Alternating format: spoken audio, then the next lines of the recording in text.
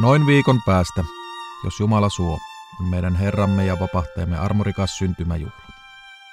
Ja Keski-Suomesta julistetaan täten yleinen joulusaunarauha, kehoittamalla kaikkia tätä juhlaa asian kuuluvalla riemukkuudella viettämään, sekä muutoin iloisesti ja ystävällisesti käyttäytymään.